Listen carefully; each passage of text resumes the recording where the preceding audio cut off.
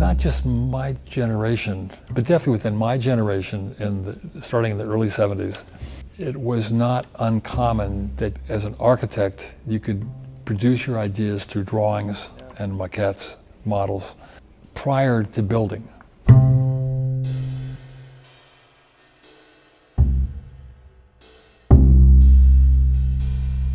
The work that I'm producing that's going to be in the show is literally going back to the beginning of my career.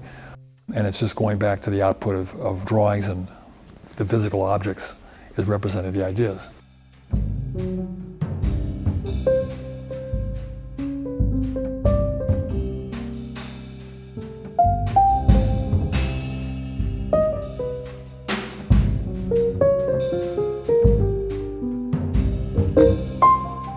Architecture starts with an abstraction, because I think architecture, particularly as an art form, is seen as the most pragmatic, and you can look at it as construction.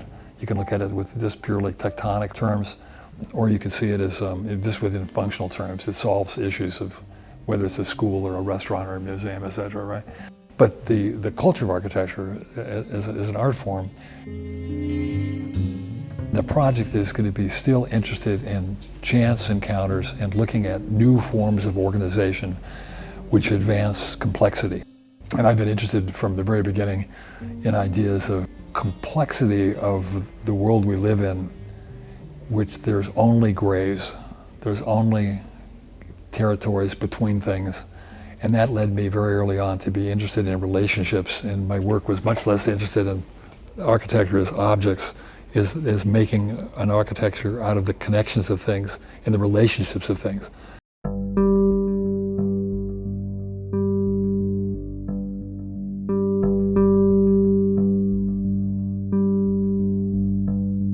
Well, now there's another kind of topic, and it's the cyborg conversation. Literally, by definition, if you have glasses, it's kind of minimal, but you are a cyborg. And I'm full on, knees, I got all kinds of stuff going on. The work we're producing now, and this is middle 90s, 1995, my world's changing. I'm trained classically architect, draw. And in 95, the computer's taking over, and my studio's changing. It changes like literally in a week. And I'm working with this very different tool. And now it's going to take us in a very, very different direction to be absolutely connected to this work.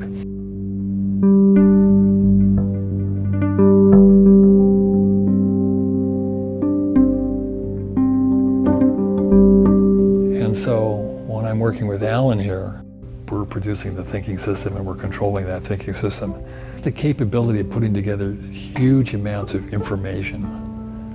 I was looking at some of them and looking at it in terms of my own drawings or looking at things I admire, and I was just astounded by the complexity I could reach, controlling the thinking process that makes the work. I have no idea what I'm going to see until I come in the morning and we're now using systems that develop infinite variations. So the first place, everything I'm producing is an original. There's only one. The timing of the show is perfect because it is cyborg. It's science and art put together. And if you keep looking at it, you might determine that the system he produced produces predictable behavior of all the elements, like nature. Quite a few people mentioned that they thought it was very much connected to natural. Somehow it had to do with the natural world.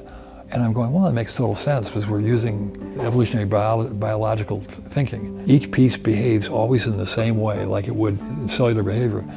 And there's 5 or 6 different elements that are DNA. You could only get to this with the combination of the science and the world of art. We're doing nothing more than just using the tools that are available to us. We're using a printer that was just literally produced. It's not a painting, but it could be looked as a painting, and it's not a print because it has its own characteristic in physical terms. I'm interested in that hybridization, painting and something much more contemporary.